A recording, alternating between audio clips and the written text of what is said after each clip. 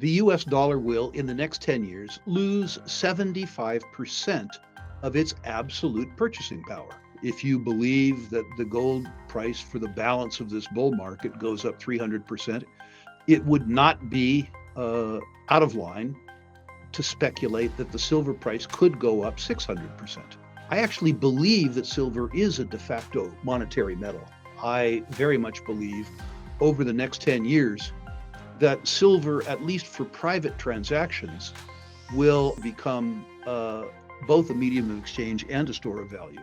I believe that we will see widespread utilization of physical redeemable silver in the form of linked tokens. There's no technological reason, Michelle, why you shouldn't be able to go to Starbucks and buy a coffee with silver.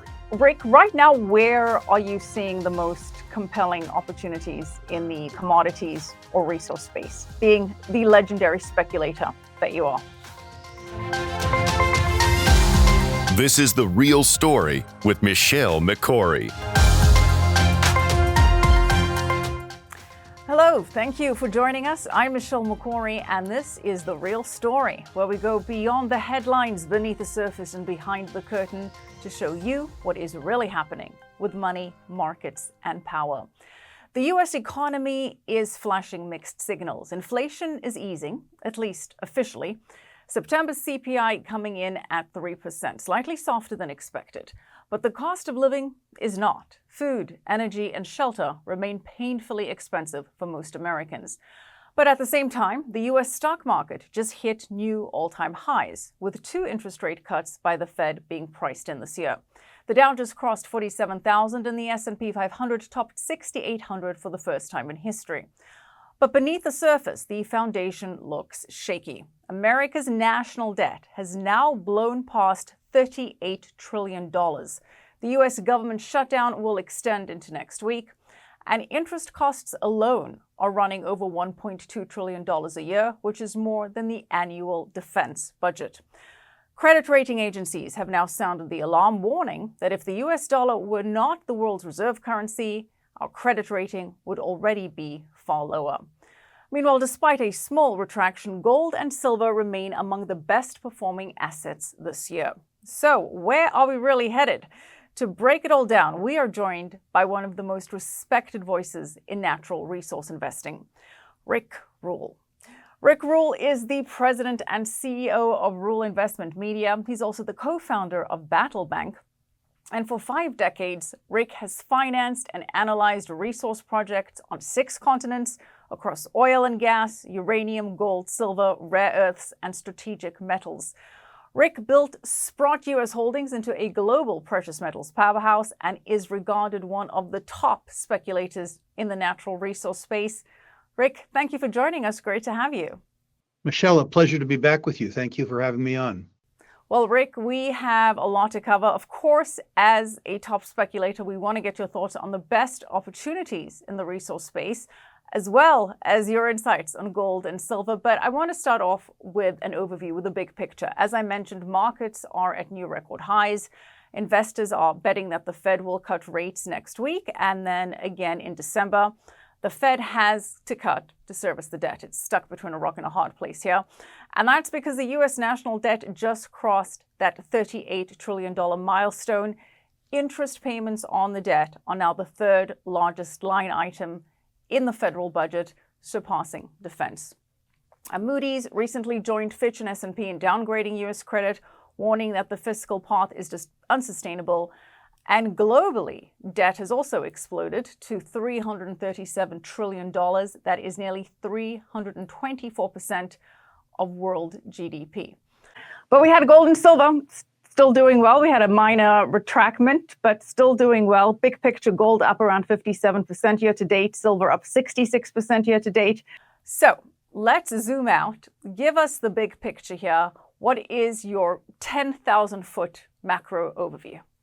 I was struck in your great introduction, Michelle, by the fact that although the markets are very liquid, there's beginning to be concern over solvency. In other words, there's a lot of cash in the system. I talk to my old clients. I'm no longer a broker. and they're really, really, really cashed up. And I think that's what's driving markets in the near term. There are concerns, however, that despite the fact that there's cash in the system, that many parts of the system are or are becoming insolvent. Liquidity and solvency are two different terms. A difference, pardon me, that people come to they come to fear in periods of time when the solvency part comes home to roost. There's a lot of liquidity in the system, and there is a trader's sense that more liquidity is coming with lower interest rates. Investors have been taught through 40 years of benign markets, that period 1982 to 2022, that the increase in cash into markets can make the markets respond.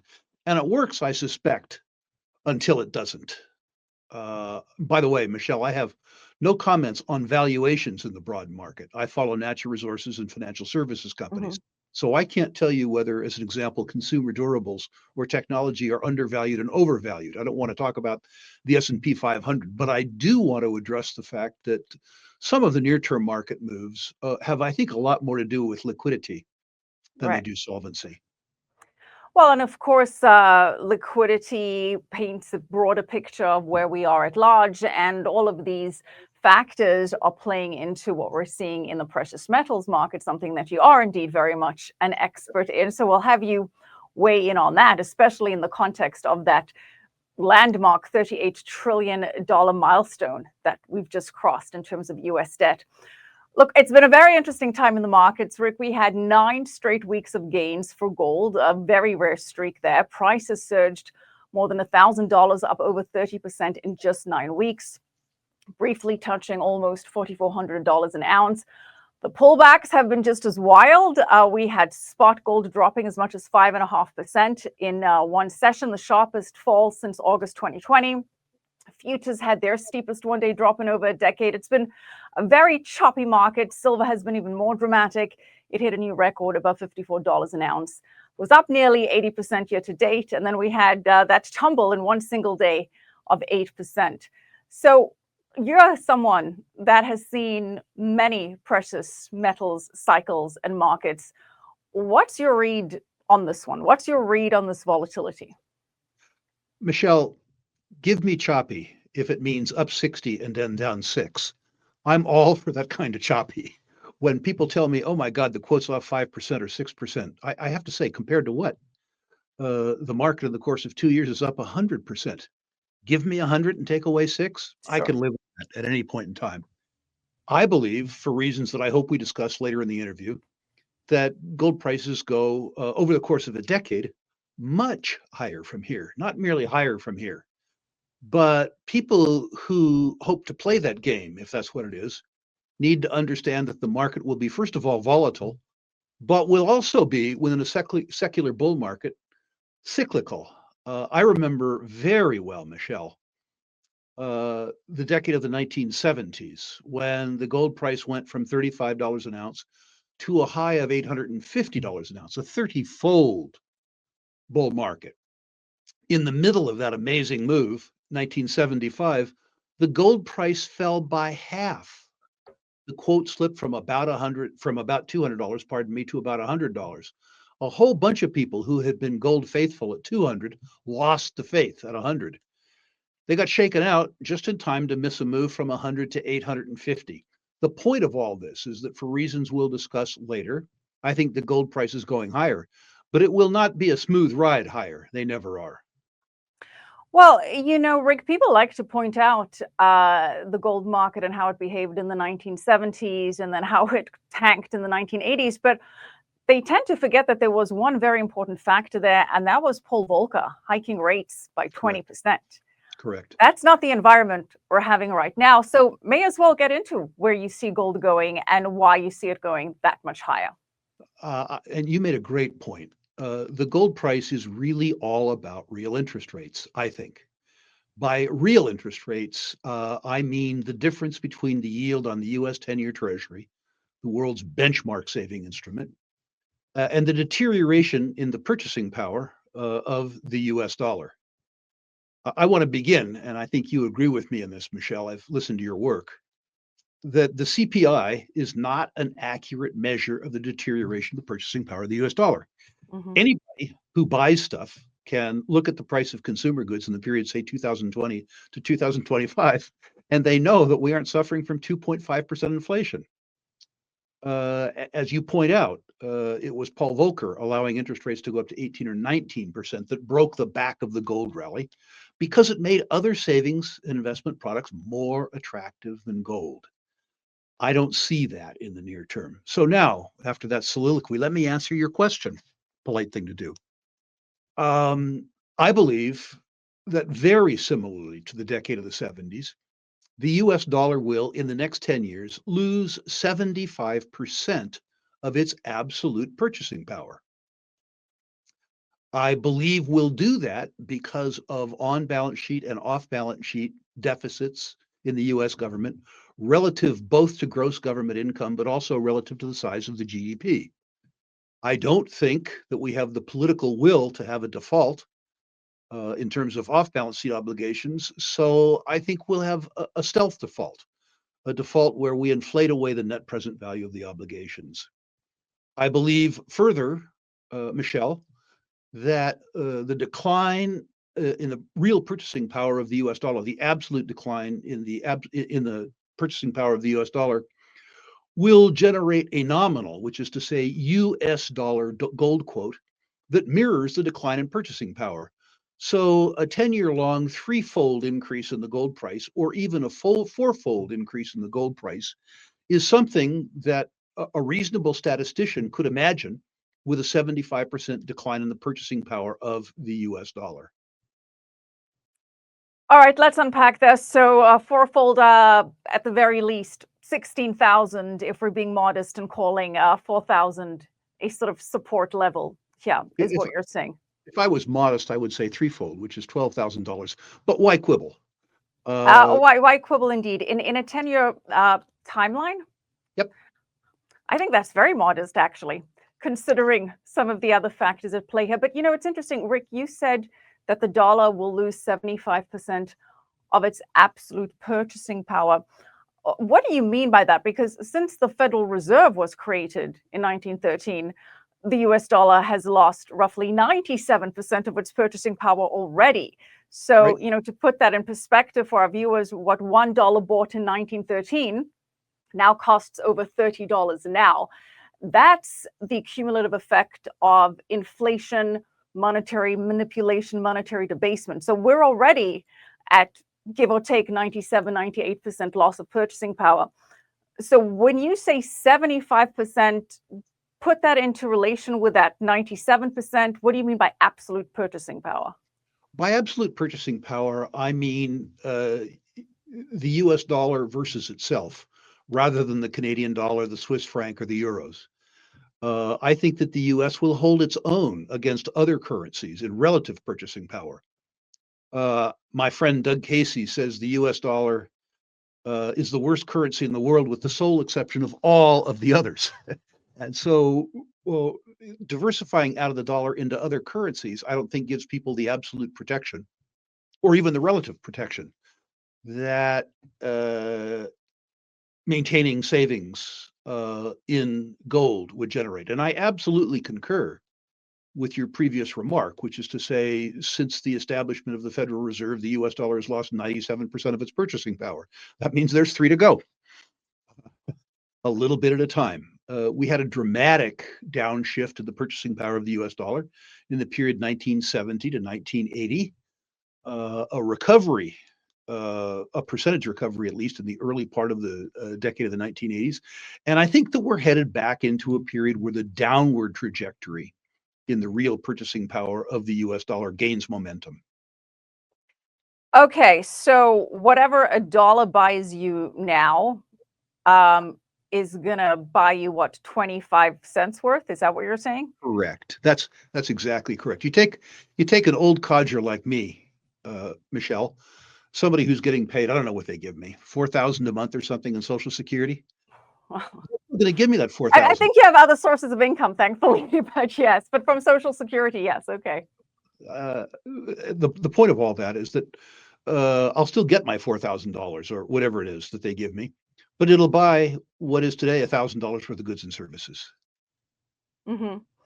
That's what'll happen, and it's not going to be a pleasant place for old codgers like me who don't have other sources of income. For me, it's a subject of amusement or something that I utilize to make a point. There are millions of Americans on fixed income who don't have the ability and haven't planned well enough to augment that income that are going to have an ugly time in the next 10 years. And that ugly time that they have, I think, will have both political and social manifestations. I'm not one who is able to comment on those. I'm only one who is able to comment on how one might diversify one's savings to Yeah. minimize the bad outcomes. Right. But yes, to your point, I mean, usually those kind of that kind of chaos leads to societal upheaval as well, and other ramifications as people lose faith in institutions and in government, and the whole fourth cycle, the whole fourth turning, as we've discussed before on the show. But Rick, I want to focus again on this absolute, because you say against itself, and you basically said that you don't see it performing worse than other currencies, right? So Correct. still, I guess, the cleanest shirt in the dirty laundry basket. But we've been discussing the point that we could be at a global monetary reset, that we are seeing the bifurcation of the global monetary system. We're seeing de-dollarization. We're seeing central banks holding more gold than dollars. And the theory is that we could see some kind of gold linked, gold backed, gold as a neutral reserve asset, and perhaps the yuan linking to it. There was talk about a BRICS common currency backed by a basket of commodities or backed by gold. Now it looks like it could just be the yuan posturing to have some kind of gold backing. Talk me through your theory there. If you still see the dollar maintaining its relative strength, is that to say you still see it as the global reserve currency in effect, albeit a far weaker one? That's exactly what I see. I see the dollar being the world's reserve currency for the balance of my lifetime. For the record, I'm a very healthy 72-year-old, and perhaps for the balance of your lifetime. What I also see simultaneously, though, is the declining hegemony of the US dollar. There will be competitors around the edges. I'm an outlier in the gold community in that I don't believe that you will ever see a gold backed national currency. Well, gold linked, gold backed, Well, not those are necessarily. very, very, very different things. Gold denominated and gold backed are very, very different. A gold backed currency means that you can surrender it and you can receive gold for that. That Right. in and of its nature requires prudent governance. Sure. A government that spends within its means and can service its debt. Being a politician in such a circumstance is no fun whatsoever. Can you imagine, as an example, our president being constrained in his big, beautiful budget by how much gold he had in the treasury that he could distribute to U.S. savers? Could you imagine President Xi doing the same thing? Uh, People are politicians because they want to exercise power. Gold constrains the politician's power, which is the reason that the people like it. The idea that the politicians would willingly give up the thing that they strive for in life most, which is power, is inconceivable to me. Now, I do believe that individuals can and should have their own gold reserve. I personally save in gold. I maintain liquidity in US dollars. Those are very, very different words. And if you have saved in gold systematically, as I have for 25 years, and you look at the prices of goods and services in 25 years, you are struck by how cheap things are. If by contrast, for that portion of your account that you maintain in dollars, you're struck by how expensive things are. So while at the same time, I don't believe that I will in my lifetime or you in your lifetime see gold function as a real reserve currency, which is to say a direct currency, I do believe that individuals can and should structure their own life in a way where, at least with regards to their savings, they monetize their host fiat currency into gold. Right. Rick, I don't believe that the suggestion is that we'll have a gold-backed currency redeemable against gold, and certainly not on an individual level. I mean, even when we had the Bretton Woods Agreement, it wasn't that individuals could come and, exchange their dollars for gold. It was other countries. I believe that the thesis amongst many in the gold community is that we will have gold return to the monetary system as a neutral reserve asset, which will restore some kind of faith in the countries that choose to have it as an underlying link. I think the Nixon presidency is the best thing to consider historically with regards to that, which is to say that some countries will likely have a gold link, particularly the BRICS countries, for as long as they can. You'll remember that the United States, not for its own citizens, who were obviously second class, but rather for the world, had convertibility of US dollars to gold until it was inconvenient. At which point in time, President Nixon said, too bad, so sad, big lie, strong letter to follow. My suspicion is that the BRICS proposal, where they enter into bilateral transactions either in a BRIC central currency or in their individual currency, and there is convertibility in China, conveniently, from those currencies into gold, will last until it doesn't. And then I suspect that Putin's nickname will be Nixon, and Lula's nickname will be Nixon, and whoever the guy is now that runs Iran, his nickname will be Nixon. In other words, they will have convertibility from their fiat trash into gold for as long as they can honor it, and after that, they'll repudiate it. Okay, so big picture, history is going to repeat itself as it tends to do, and you see the dollar maintaining its global reserve currency status for my lifetime and yours, albeit a far, far weaker dollar that's been debased, if I may summarize that point. That's perfectly done. I remember early in the last decade selling Sprott investment products around the world to sovereign wealth funds and stuff like that. And I remember as an American, they're touching faith in the US Treasury. I remember saying to a couple of these folks, this is actually very flattering for me as an American.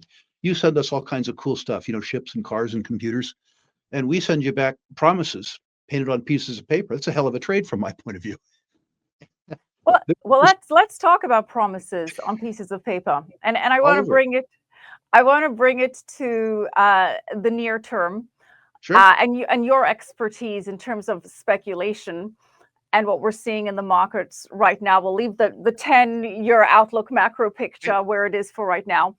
But Rick, you have long made the point that the silver market is distorted by paper silver, something that we've talked about at length. Now, we saw this volatility in the silver market recently, and we were saying, that there could be distortion because of paper claims. Now, we love to read the comments from our viewers, and a lot of our viewers have asked us to clarify this. And I can't think of anyone better to clarify this than you, meaning, what is paper silver? It refers to claims on silver, not the metal itself. It's obviously financial contracts that track the price of silver, things like ETFs, for example, futures contracts, certificates.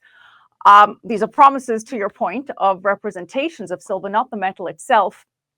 But when we say that the silver market is distorted by paper silver, what does that mean? Break that down to us. How big is that distortion?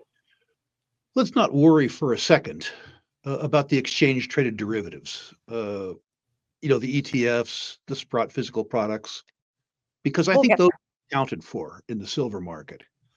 The claims that have always bothered me are the claims in the futures market. It is not uncommon for the daily volume of futures obligations in the silver market, the daily volume, to exceed by a factor of 200 times, not 200%, but rather 200 times the amount of physical silver available for good delivery. This is an extremely, extremely leveraged market. Now, virtually all of those claims, until very recently, cash settled, which is to say they weren't held for maturity. They were rolled over, whatever happened. Very recently, because of location disparities, which is to say the London market not having enough gold, there was a location premium for gold in London. And what that meant was futures holders in the US would actually take delivery of the physical silver and ship it to London to take advantage of as much as a 4% disparity in the London quote and the Chicago quote that was contemporaneous. A 1 day 4% premium. When that happened, the gold lease rates in the United States skyrocketed because rather than leasing gold, it was easy to make 2 or 3 or 4% simply shipping that gold to London. What has always scared me was an imbalance between supply and demand, between the physical gold and that paper gold, if more people stood for delivery. Make no mistake, Michelle, if you have a real imbalance in the futures market, you are not going to engineer the massive short squeeze that the silver people hope for. What the exchange will do is that they will halt silver trading. They will Mm. set an arbitrary price between buyers and sellers, and they will cash settle. That's what will happen. The exchanges run for the exchange members' benefit.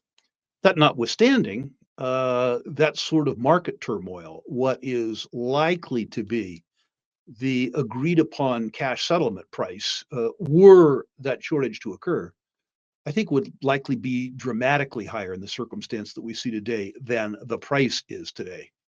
And, and the dislocation in a market where 200 times the claims uh, where there are 200 times the claims relative to the amount available to settle on a daily basis is a market that's really, really, really ripe for disruption.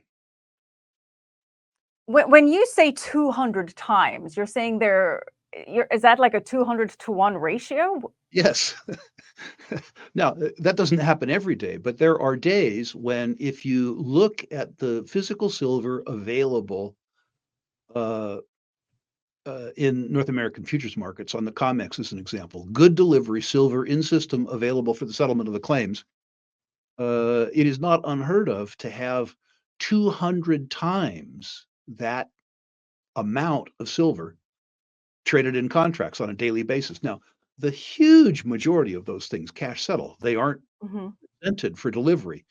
But in a situation where you have these goofy location swaps, 4% difference in spot price between London and Chicago, it's very tempting to take delivery, ship it, and grab the money. So all of a sudden, you had a situation where uh, the held for delivery proportion of those trades relative to the cash settlement portion of those trades went up, and the COMEX got stressed. I'm sure that your channel's employer, has also seen a remarkable shortage of small denomination physical silver products, the 1 ounce products, the 10-ounce products.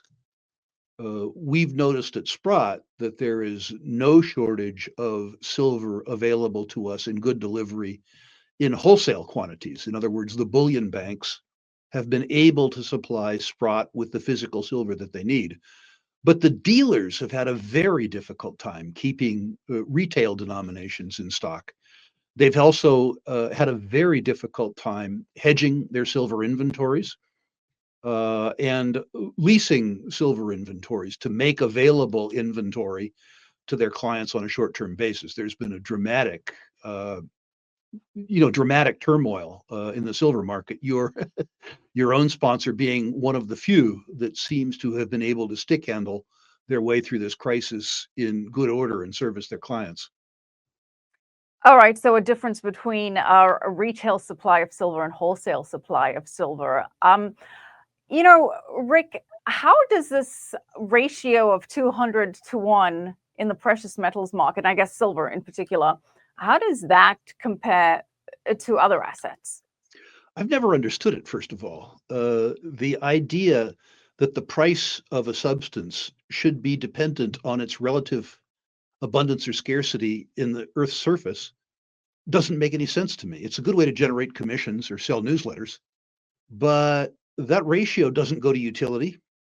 It doesn't go to production cost. It doesn't go to stock versus float. The idea that silver should be, or that gold should be 16 times more valuable than silver because silver is 16 times more abundant in the Earth's surface doesn't explain much to me. People pay a lot of attention to it, and I think it's actually become a factoid. I think that when people quote that number, they actually impact the market's perception and the market's action. I'm just not sure why the statistic is valuable. Well, that's not actually the statistic I'm asking about, but appreciate your insight there. My question to you is this distortion between paper and the Oh, physical. I'm How sorry. how Yes. no, no, not at all. I wasn't clear. How does that compare to other commodities, to other assets? Is it normal to have this 200 to 1 sort of paper to physical distortion on a daily basis in other Uh, assets? And we can stick to resources if that's your field of comfort. Silver is, as far as I know, the most volatile, highly valuable commodity on the planet. Uh, the ratios, at least when I monitored for gold, were much less extreme because gold, although volatile, is nowhere near as volatile as silver.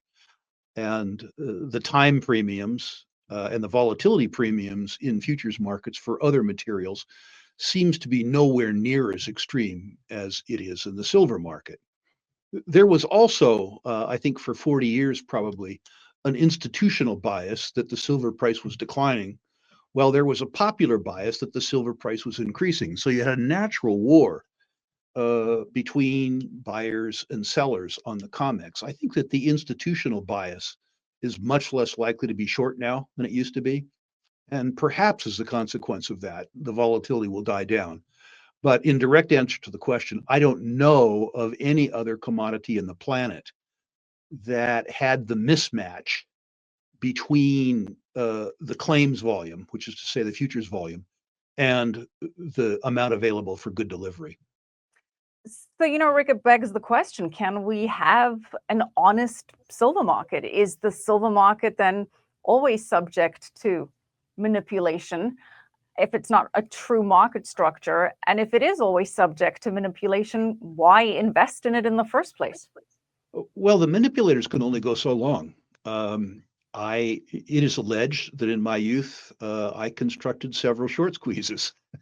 Those are short-term phenomenon. I'm not somebody who believes that there's been a 30 or 40-year thoroughgoing conspiracy to depress the price of silver. You didn't have to do it because most of the time the price of silver was going down. Why would you strive mightily to do something that was going to happen via gravity? But I know that all markets in the near term are manipulated. The LIBOR market has been manipulated. The U.S. Treasury market has been manipulated. Those are much larger markets than the silver market. And in a market where the futures volume is so large relative to the amount of available for good delivery, near-term market manipulation, albeit expensive, is really ludicrously easy. If you were going to do it on the short side, you construct a short ladder in the futures market, 3 months, 6 months, 12 months, 18 months, something like that. You develop a good size short position for fun. We'll call it $1 billion. You borrow a bunch of physical silver and you sell that physical silver as aggressively as you can during the most illiquid part of the trading day, attempting, as an example, to drive down the silver price 3%, 4%, 5%, and have that precipitous decline in the physical market impact the quotes in the futures market. Cover your shorts on lock limit down days, pay back the silver that you owned, and walk away with a profit. I remember in the decade of the 70s where there was allegations that exactly that same type of manipulation happened on the long side. Manipulators generally do what's easiest. If there's a negative bias, they try to manipulate on the downside. If there's a positive bias, they try to manipulate on the upside. But the idea that silver markets aren't in the near term manipulated is extremely naive. Uh, the reason why one would invest in silver is because you don't care much about the noise, the trading noise in the near term. If you believe, as an example, like Rick Rule, that the nominal price of gold has a threefold upside, what happens next Friday is of very little consequence to your belief. Uh, to me, the intraday, frankly, the inter-month price moves are irrelevant. Um, I'm thinking in 4-year terms, 5-year times, and I'm thinking in terms of quantum moves. Hmm. Difference for me um, between $40 and $42 is absolutely inconsequential. It just absolutely doesn't matter. And I would argue that most speculators who think that they can outguess the bullion banks or the big financial syndicates, short syndicates, are delusional. So then give us your long-term silver outlook, the price that you're focused on and not those smaller moves. In my experience, Michelle, uh, at some point in time in a precious metals bull market, when the generalist comes into the market, I think we're just seeing that now, silver begins to outpace gold. Please don't ask me why, because I don't know. I just don't. I just know that. Perhaps it's the lower unit price. But in the three precious metals bull markets that I've lived through, at some point in time, silver decouples from gold. Perhaps we've seen that in the last 4 weeks. And when that happens, for a time at least, the gold price seems to, the silver price seems to move twice as fast as the gold price. I need to say that that's not how I invest or speculate anymore. I own physical precious metals to maintain my purchasing power rather than to speculate or to make money. But there's a whole different class of investors than I who could be expected to be attracted to the volatility and favor silver over gold. And if past is prologue, one would expect from the period that breakout occurs for silver to outpace gold roughly 2 to 1. Therefore, if you believe that the gold price for the balance of this bull market goes up 300%, it would not be out of line to speculate that the silver price could go up 600%. And what is that timeline for you? Is that decade 10 years. timeline still? Yeah, 10 10 years? years. Still Yeah, 10 years? So we the have to ugly wait a bit quote. for that triple digit silver. Rick, you have called silver, and I'm quoting you, a monetary metal in drag. Right. Explain what you mean by that. Um, the official monetary metal is gold. It's what the central banks save in. They don't save in silver.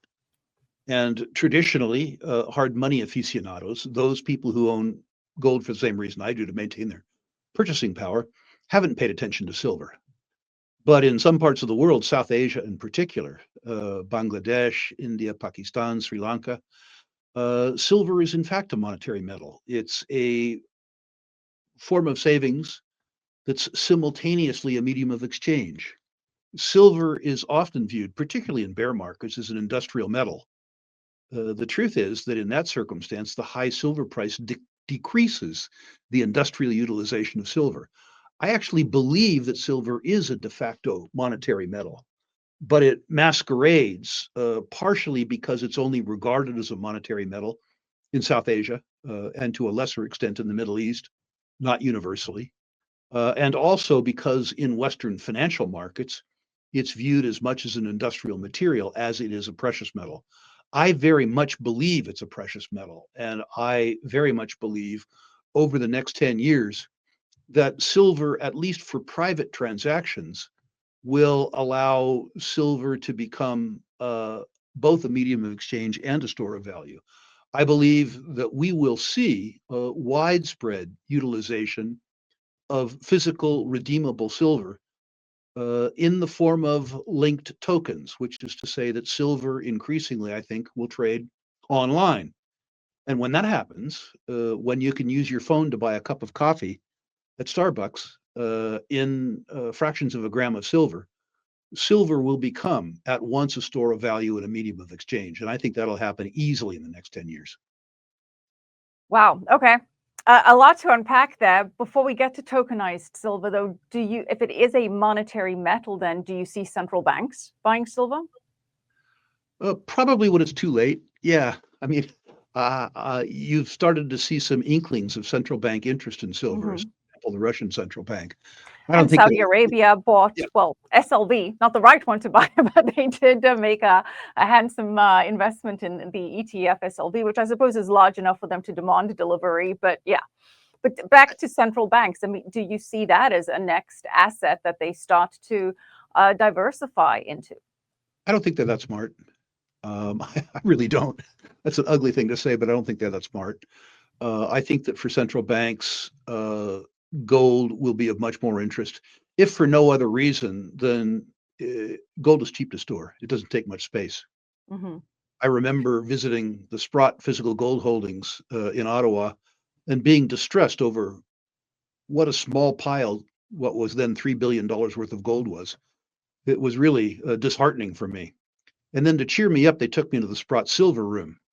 And that was a very, very, very different spectacle to behold.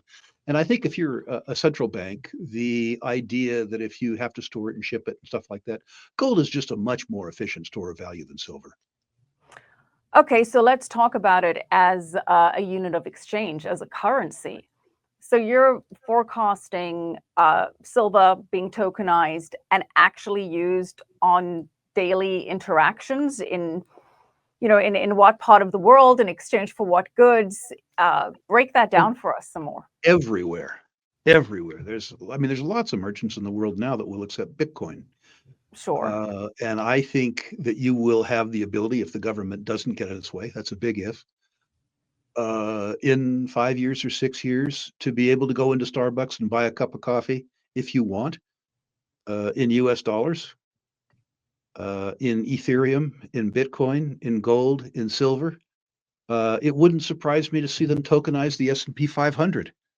The technology exists to do it right now. A real medium of exchange is something where the value is agreed upon by the buyer and the seller. That's Hmm. all it takes. And all that's, well, I say all, what stands between us and that is the creation of a token that represents redeemable physical metal and the agreement of the regulators to allow uh, payments in gold and silver. There's no technological reason, Michelle, why you shouldn't be able to go to Starbucks and buy a coffee with silver. No reason whatsoever. The technology exists. The product, which is to say the redeemable stored delivery receipt, doesn't exist. The regulatory regime does exist and doesn't exist, which is to say it isn't necessarily prohibited. It also isn't necessarily allowed. But I think all of those things, at least in many jurisdictions, work themselves out. Well, Rick, correct me if I'm wrong. We already have tokenized silver. There's certainly tokenized gold.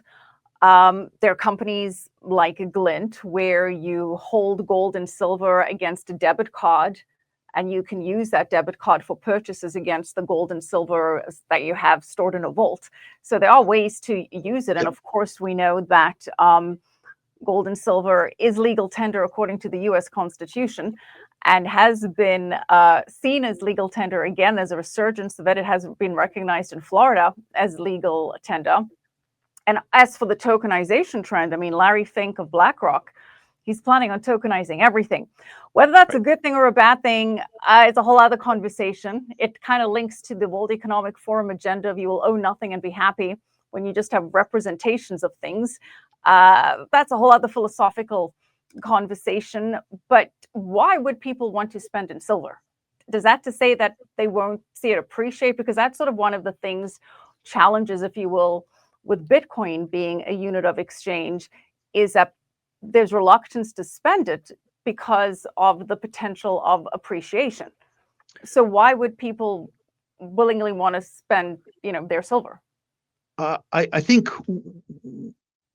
with regards to improvements in technology and the development of a product, which was a ubiquitous product, which is to say that the availability of silver wasn't reliable on the glint balance sheet, which isn't public.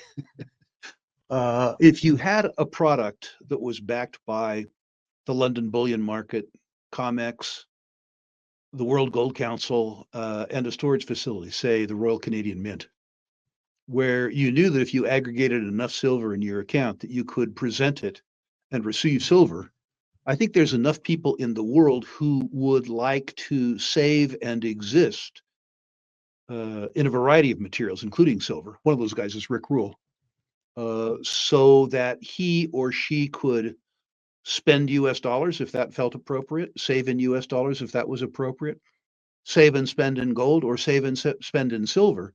The technology exists, Michelle, right now, so that you could live your life, both in terms of savings, but also in terms of transactions, in 4 or 5 mediums of exchange. And I think that that would be attractive to people.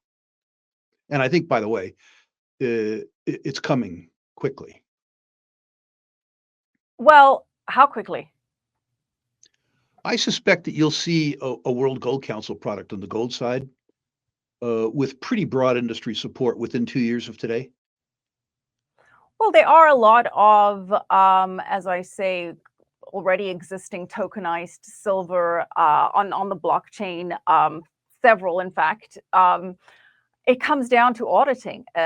Who's to say that the World Gold Council comes down to trust. Comes down to trust. And who's to say that respectfully, that the World Gold Council is more trustworthy than whoever is auditing rather those reserves? Well, we learned at Sprott that trust had a lot to do with everything. Sure. Hence, we domiciled at the Royal Canadian Mint. There were 2 advantages. Well, 3 advantages there, really. One was security. We used to joke that our security was provided by NATO. It was that metal was stored in the Royal Canadian Mint. The second was the audit procedures. We may have invented good delivery audit at Sprott. It's not that tough to do, but you have to do it. And as demand for those audit and storage services grow, as they become more demanded, they'll become more available. I think you'll see all that.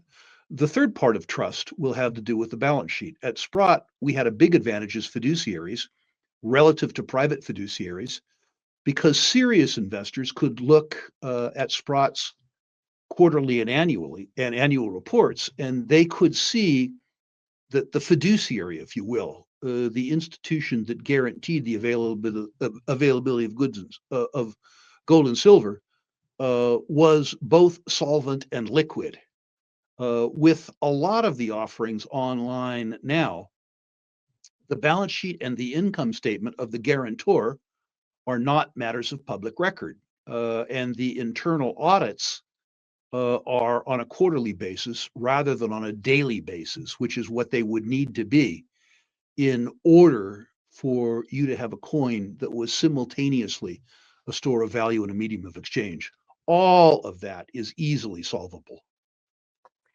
You still have counterparty risk, Rick. The only way that it's 100% yours, you could argue, is if you're holding it in your physical hand. Absolutely true. Absolutely true. The utility of very low transaction costs and ubiquity of transaction. For savers, frankly, I'm not adverse to wanting to hold it in your own hot little hand. If you hold it in your hot little hand, however, you can't go buy a cup of coffee with it. True. It's very inefficient. Making change for a kilo bar, problematic. So I think those are really 2 different users. I absolutely positively will store some of my own precious metals investments where I have 0 counterparty risk, where in fact I don't have to trust anybody. But I also have room in my portfolio for a medium of exchange that will not decline in absolute value by 75% in 10 years. Yeah, I definitely see the point there. Rick, right now, where are you seeing the most compelling opportunities in the commodities or resource space, being the legendary speculator that you are? Well, I think gold's a laydown for 10 years, first of all. And for people like myself who have been invested in gold for a long time, perhaps you scale in. Perhaps you wait for a precipitous sell-off. For those who haven't got in the game, by all means, the right time to get started is now. If you're looking for where I see compelling value, I love hate, and the world is lined up hating oil and gas. So I am putting most of my new investment in speculative dollars in the oil and gas business. I'm probably 2 years early, Michelle. I usually am. It Hmm. wouldn't surprise me, as an example, to see some form of peace accord between Russia and the Ukraine in the next 10 years. Pardon me, next year, and the world would be terrified about a flood of oil coming into the market. People can always find reasons not to do something that's hated. But the oil business is a very good business. The oil and gas industry is underinvesting in sustaining capital as we speak by about $2 billion a day. And while that doesn't impact the production outlook in, say, 2026, it really impacts the production outlook in 2028. So, in direct answer to your question, where is the contrarian investor? Where is the contrarian speculator in natural resources today? He or she is at least nibbling in the oil space. And is that through any particular oil companies? How does one get exposure to that? Is that buying futures contracts? Like, what is your What I strategy? what I personally would do for most people is to buy Exxon. Buy the biggest and the best. They're superb allocators of capital. They've got a sterling balance sheet. They are making their own sustaining capital investments. In addition, they're doubling down. They bought Pioneer. Hmm. They have a series of discoveries in Guyana that's so big that they moved the dial on Exxon. That you don't need to go very far down the quality trail in the oil and gas sector. You could have more fun in the penny dreadfuls. But the truth is, if the thesis is as solid as I think it is, you can buy the best of the best. I think that Exxon is selling at a 35 or 40% discount to its net present value at $60 oil. And I think that Exxon's net present value over the 3 to 5 year time frame at least doubles. So you're talking about buying a double at a 30 or 35% discount. That's pretty attractive from my point of view. You don't need to get tricky there. Very quickly, how does that fit in with your thesis on uranium? I know that you were very long on uranium when we've chatted in the past. And if uranium is a source of energy that would perhaps compete with oil, how do those two ideas mesh then? Uranium goes higher, but it's no longer hated. Uh-huh. When you and I used to talk about uranium 5 years ago, we would talk about the fact that people despised uranium. There was hate about uranium. People no longer hate uranium. I've gone in the United States from being vilified for being a uranium speculator in the Biden administration to being subsidized in the Trump administration. That's a pretty amazing sea change Mhm. of hate. Now, I have to tell you, I felt cleaner when I was vilified than I do now being subsidized. But oil is hated. People are either bored by it or they hate it. And the easiest part of a speculator's life is to move from hated to unhated. Doesn't need to be loved. That move that we saw in uranium, where people went from despising it to tolerating to kind of liking it, at least with regards to the juniors, equated to a three bagger or a four bagger. It didn't need to be loved. I think that the uranium business will be a great business in the 5 year time frame, the 10 year time frame, the 20 year time frame. From a speculator's point of view, it's no longer hated, and oil is hated. Okay, and hence has the most appeal to the contrarian investor. Rick, final question. I know we're running out of time here, but you talked about a little bit of politics in this conversation, and I noticed that on your X account you posted about Zoran Mamdani, the socialist candidate who's now the frontrunner for mayor of New York City. Uh-huh. Now, I bring this up as someone that has a long record of giving valuable insights. And to me, Zoran Mamdani goes far beyond local politics. I mean, New York City is the global symbol of American capitalism. It's the financial hub of the US. If a self-described socialist takes the mayor's office in the city that stands for the capitalist West, what does that signal? Obviously, New York City doesn't print currency or set federal monetary policy. The mayor has nothing to do with that. But, perception drives the markets, and optics matter here, Rick. Especially when we're talking about the world's capital of capitalism, and you have a guy whose platform includes raising taxes on richer, whiter neighborhoods, his words, to redistribute the city's tax base. He's vowed to defund the police, redirect funds towards social programs. His team has pushed to end misdemeanor enforcement entirely, meaning crimes like shoplifting would effectively go unpunished. He's called for city-owned grocery stores, fare-free buses, rent freezes, all in the name of so-called economic justice. As someone that's witnessed a lot in your time, if New York City, which again is not just another American city, it is the global symbol of US capitalism, home to the world's largest banks and corporate headquarters, if a self-described socialist takes over that city, what message does that send? Does it accelerate de-dollarization, not through policy, but through perception?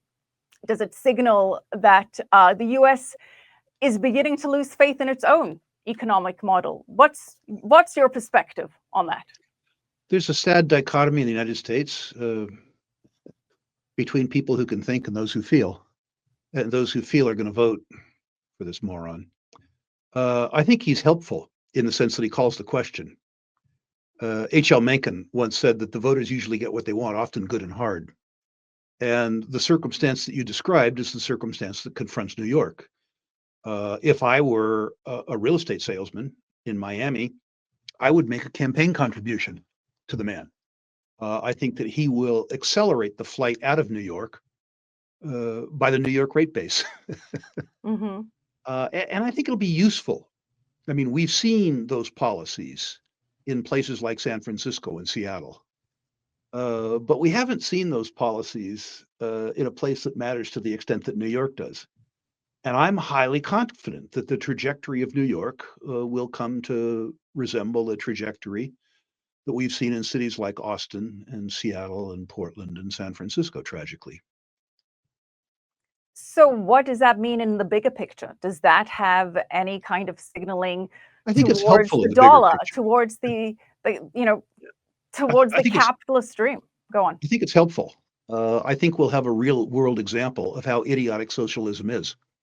When I say to youngsters about socialism, how many people do you see fleeing Miami in leaky boats and going to Cuba?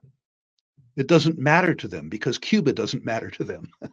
But seeing those examples, seeing what will happen to the deterioration of life in New York, seeing the amount of financial devastation to the New York budget that will be done by this moron running grocery stores, I think will be very useful as a real-time experiment in the idiocy of his policies. In the shorter term, I think that it'll scare the hell out of American capital markets, that they will be afraid that the lunacy impacting some of the younger voters in New York City will become a broad-based phenomenon in the United States. I'm less inclined to fear that. I think for all of his faults, the election of Donald Trump has an awful lot to do with a nationwide revulsion with some of the stranger aspects of woke and redistributive politics that were tried as an example in the Biden administration. All right. So perhaps very bad in the near term, but potentially better in the long term when people learn the lessons that socialism just doesn't work. Rick, I know we're out of... It'll be great to have a real-time lab, and this guy's going to give it to us. Listen, maybe I'm wrong, right? Maybe, unlike what Margaret Thatcher said, you don't run out of other people's money. Maybe an entity that can't deliver the mail or educate the kids, which is to say government, can make groceries cheaper. Maybe one of the worst performing public utilities in the world, the New York City subways, will be improved. Strange highly things have never unlikely. happened. Especially when we're making New York City subways homes for homeless people as part of Sure. his policy that they can just hang out there. Look, it would be disastrous. As a New Yorker and a Floridian, I am looking at it from both sides. But yeah, for me, it was more about like, what does it say if the capital of capitalism goes socialist? Right. Well, that's your job as a journalist. Your job is to anticipate the impact of the narrative on the broad public. I'm an old lender, so I don't have to. I don't have to do that sort of thing. I just But do. But I noticed that you were posting on X about it, so it's obviously something that is concerning you and something that you're looking out for as well. Rick, I know we're out of time. Where can people learn more about you? I know you offer the service of ranking people's Yep. portfolios, so go That's ahead. that's the best place to find me. Go to ruleinvestmentmedia.com. List your natural resource stocks. That's ruleinvestmentmedia.com. I'll rank them 1 to 10, 1 being best, 10 being worst, and that's absolutely free. If you like what I have to say there, go to the Rule Classroom, ruleclassroom.com. 250 hours of educational programming, including Introduction to Natural Resource Stock Valuation, all free. Very good prices. Both services free. Both come, of course, with an absolute money back guarantee.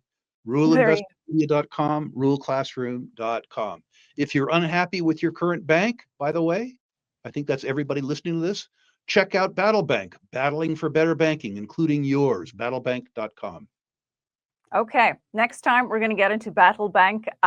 We had a short window this time, but Rick, really appreciate it as always. Thank you so much for your range of insights today. My pleasure, ma'am. I look forward to coming back. Thank you for having me this time. Okay, thank you, Rick Rule. And as always, a big thank you to you, our viewers. Remember to follow us on social media. Hit the subscribe button if you haven't already. And as I always like to say, leave your comments. Feel free to praise, whine, or just opine. We do read them, as you can tell, and we do bring those questions to our guests. For me, Michelle Makori, and the rest of the team, we'll see you next time. This is The Real Story with Michelle Makori.